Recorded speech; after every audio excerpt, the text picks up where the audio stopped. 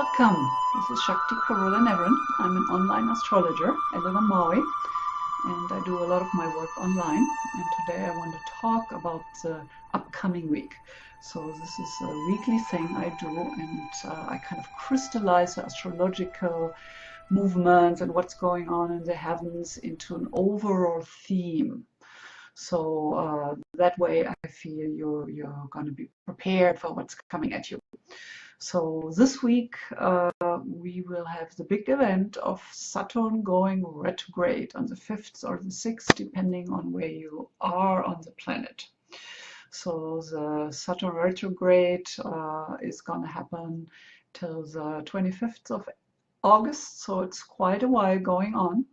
And what a retrograde planet does, it seems to go backward from our perspective on the Earth.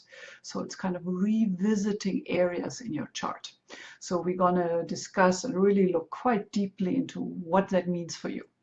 So if you have been following me for a while, aloha out there, then you know that it's important to calibrate the general information I give you back to your personal birth chart. In your personal birth chart, you will see the house and the aspect connections, whatever celestial event I'm discussing, and so you get more information, specific information, how you personally can take what I'm discussing and make it your own. And the whole deal with astrology is, as always, a low end and a high end of possibilities of manifestations, because the future is not set in stone. So this kind of preparation is thought to prepare you so you have better choices, so you can have more high-end manifestations of those general force fields we are all moving through. So the question for this week for you would be to find out where is your birth Saturn in your chart, and where is Sagittarius. So because Sagittarius will go retrograde from 28 degrees Sagittarius all the way back to 21 degrees, and then it's going to move forward over the same degrees again. So that's why those retrogrades, we take them quite seriously, because it's really such a deepening in a specific theme. And hallelujah, how helpful if we know what those themes are about. So my work with astrology is all about help you thrive in your personal life, to know and deepen your sense of self and what your potentials are. So the forecasts are, on one hand, will teach you more about astrology. So if you follow me over time, you're actually going to get quite a deep understanding about a lot of different planets and the signs and aspects. And every week I kind of look into things from a certain perspective. So Sheila, hi Sheila, wonderful to see you. All right, you becoming an expert here, huh? Okay, so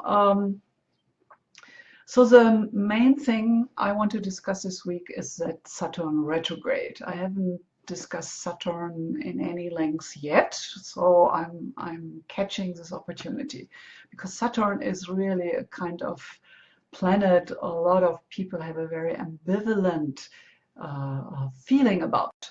So I think we can agree, if you have been following me for a while, that there is no future set in stone. Why would we even bother if that would be the case? But if the future is not set in stone, then it's really up to us and our state of consciousness, how we filter the world and the events coming at us. So in the mainstream astrology, Saturn was always looked at as the bad guy, the perpetrator, the one who throws sticks into the wheel and prevents us from succeeding and flowering. I think Liz Green was the first one who was really out there and really known about a whole different, much deeper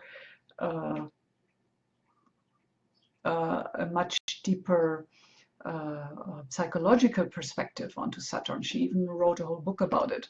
So if you have a strong Saturn in your chart, today will be really interesting for you. Like a strong Saturn would be if you have Capricorn rising, because Saturn is the ruler of Capricorn, or a Capricorn sun. or you have a strong Saturn aspected with your personal planets in your chart. That is what I would count a strong Saturn. So then the material today will be especially interesting, and maybe you get the book. So it's a very psychological perspective, but definitely she opened up a whole new world beyond looking at Saturn as a bad guy. So you might know that I believe there are no bad planets or good planets. There are planets who have a range of possibilities. They all have a low end, a shadow aspect where we suffer, where we go through pain. They all have a high aspect where we thrive, where there are just certain themes which help us to evolve. And of course, the same holds true for Saturn. So you might have heard keep your friends close and your enemies closer. So if we would look at Saturn from that old paradigm of he's a bad guy, then even more so you want to be aware and hold him close and work with the Saturnian principle. So that's what I want to discuss today a little more to really help you to understand that.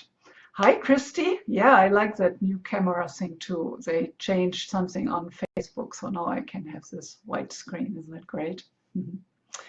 So anyway, so Saturn retrograde means it goes back into places it has been before. And for 2 years, Saturn goes through one sign. So right now it is 28 degrees, so almost at the end of Sagittarius, and now it's going all the way back to 21 degrees. So we have to look at Sagittarius. What does Sagittarius mean? Sagittarius is originally ruled by Jupiter, which is looked by the mainstream as a big fortune carrier, as a good luck planet. So actually, I've always believed that Jupiter and Saturn, they play a real integrative role with each other. So we could hold the perspective that having Saturn and Sagittarius, that there is some integration going on, some deeper connecting, especially with the retrograde right now, deeper connection to our own inner guidance, to what is meaningful in your life, what pulls you forward and out of bed in the morning. So Sagittarius is always about expansion, out of the box, out of your comfort zone. And I mean, we all have a box and a zone we're comfortable in. So Sagittarius and Jupiter, they always want us to grow, to get bigger, to evolve into higher states, more meaningful perspectives of consciousness. So for me, Sagittarius also is a sign where we can get connected to our inner guidance, our higher self, or however you want to call that part. So that's kind of what's in the forefront for the time till end of August. But especially this week, because when a planet shifts direction, it's direct on the day it's happening. So for some people it's a 5th, for others a 6th. So and then a couple of days, I would say it's really strong till the planet goes into the new direction where it has changed into forward or backward, doesn't matter. But then, of course, the retrograde motion is going to hold true till August. So this is a biggie. So Saturn, the planet Saturn is the one who always wants to go deep, wants to apply himself. So in my readings, I always talk about the Saturn position in the chart, that this is the area where you need to climb a mountain, where you need to overcome some obstacles, some limitations, some blockages. And often these are emotional, of emotional nature. Our anxieties and fears often hold us back because we often are fearful of failure. So we rather hunker down and do nothing than start to climb up the mountain. And in the chart, you can really see what is your mountain to climb. For example, if you have Saturn in the 7th house, your mountain, so to speak, is your relationship field. If you have Saturn in the 10th house, the mountain you need to climb has to do with figuring out your career, knowing that you're somebody who has something to contribute to your community. So whenever we have a profession, which is not just a career making us money, but a profession which is useful and we contribute, this is when we really thrive and it's meaningful and we love to do what we're doing. So that's a Saturn in the 10th house. But in order to get through the low end of Saturn, we have to fight our sense of deficiency and oh, I'm not good enough and others do it much better and all this internal self-critic. We run. We all have a monkey on our shoulder telling us that stuff. So wherever Saturn is, that's where your monkey is sitting. And that's where your mountain is to climb. That's where you want to do the great work. So the Saturn in Sagittarius this week is an invitation to really get clear and crystallize where that activation is, because Saturn is somewhere else than it was in the moment of your birth. So where that activation is happening right now in your life. So that's why I want you to, if you don't have your birth chart, make sure you go to my website, sign up for my newsletter, and then you get your birth chart and a love stone report, love stone for your heart. So because then you can have a look at your chart and then you can see where is your birth Saturn and where is the transiting Saturn right now. And then this will all make a whole lot of more sense, I believe. Okay, so slowing down is the retrograde motion. We're going backwards, we're visiting where we have been before. But when we go backwards, we also go deeper. So Saturn is really that, on the high end, that quality where we get clear, where we get really good at something, where we get organized, and therefore at some point we reach the top of the mountain we're climbing. There's a result at the end of the journey. So I don't know if you have ever written a book. I did, Jewelry and Gems for Self-Discovery. I'm going to talk about it, about gemstones later. So this was a process from the idea of the book till the publishing of the book was a process of 19 years. And I wrote 3 years on it. So that's a big mountain to climb, a lot of time, a lot of effort, a lot of thoughts, a lot of money to put in. So find out where is your personal mountain to climb, and then when you're clear of it, then you can get the support you need to do it. So when we climb a mountain, we need water, we need food, we need a blanket and a sweater and quite some stuff to really make that successfully. So that's why that awareness is such a deciding factor. So make Saturn your friend, keep him close, put him to work, and then there will be a gift at the end of the journey. You're going to hold a book in your hand or whatever your project is. This is the area where potentially you're going to get really good at something. And isn't that great news? And a whole different perspective than the doomsayers of, oh, Saturn is a bad planet. So I don't have too much time today I want to spend on the Saturn cycles. I just want to point towards it.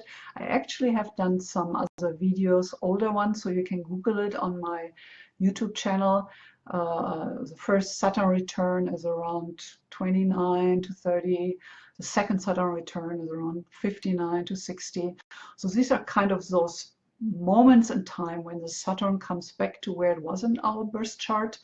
And that's a very, very powerful time in our life. And if you're interested in astrology, you probably have heard about that.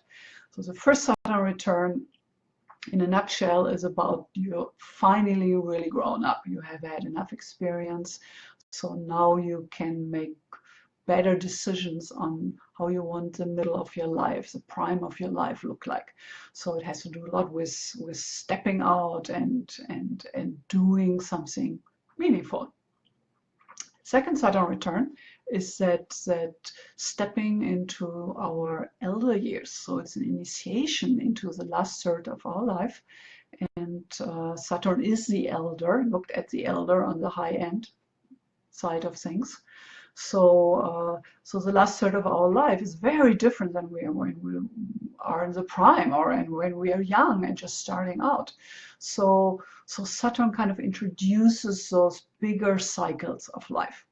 So Saturn is really a good friend, and it's really worthy and meaningful to learn a little bit more about Saturn. So yeah, check out those older videos I have done. I might have been more nervous at that point in time, but I think the material I presented was good. Yeah, I definitely have gotten more comfortable now in doing live recording where you can't edit anything. So I've come a long way with my videos, and yeah, thank you for following me, for many of you for such a long time. It's beautiful for me to know that I'm doing something meaningful and helpful for people, and especially when I do the readings and then the individual work with clients.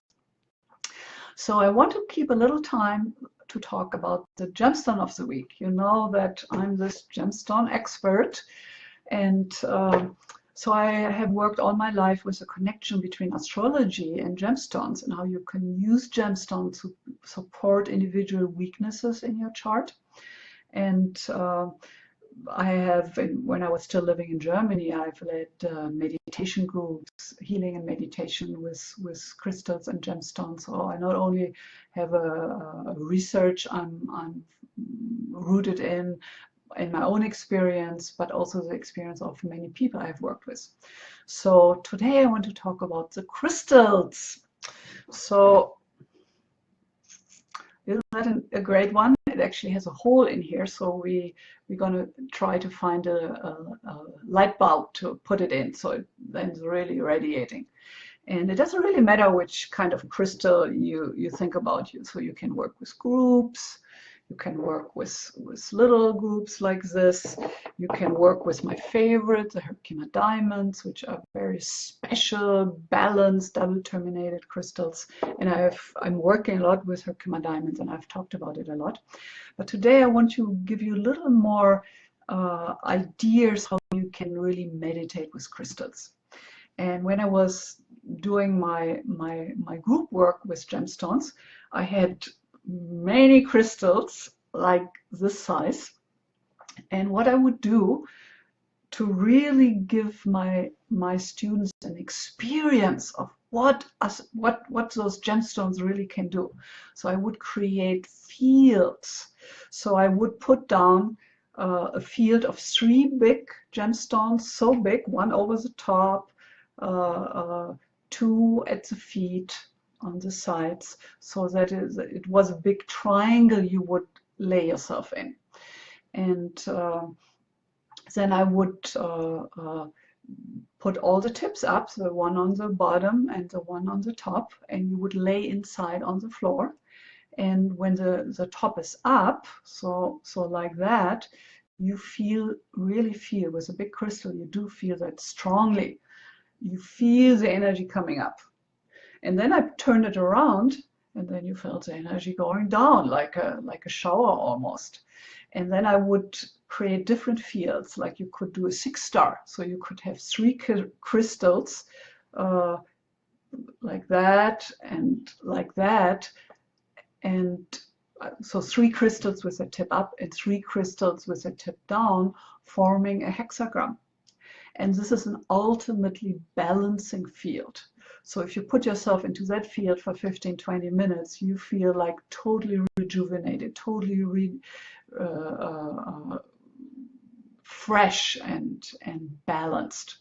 So if you have bigger crystals, that's a powerful thing you can do. So you're tired in the middle of the day, you put yourself in the crystal field, and 15 minutes later you're up and going. So, but not everybody has big crystals like that. So what you can do with smaller crystals, you can put them, like you can work with all gemstones and crystals, you can put them on your body. So you put them on the third eye. That's definitely a very sensitive point where most people have some kind of sensation when they put a specific gemstone there. So you can put them on your chakras. But also it's a very intuitive thing to play with different colored stones, and you know that the chakras are related to certain colors, so you can always relate the gemstones back to the chakra, and you already have kind of a general idea what they might be doing. So yeah, so this week I would like you to use, either if you have crystals you can put around you so you have a bigger field, or you put crystals on top of you. And then I want you to contemplate about your Saturn and about your life and what makes it meaningful, and how you can deepen that meaning in your career, in what you do for your community, and who you are out there in life. And I do believe that's really what Saturn is about. Saturn is related to Capricorn, and Capricorn is all about career and organization and being out there on the stage of life. So I think that's a wonderful week to do that and get prepared for. So I would love to hear back your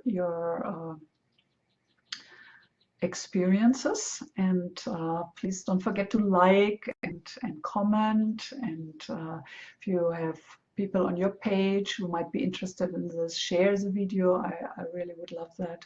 So yeah, I don't see any questions. Now's the time, and even if you put questions or comments down later in the week, I will always get back to you. So you can always ask me any questions, and I'm happy to hear them and get back to you.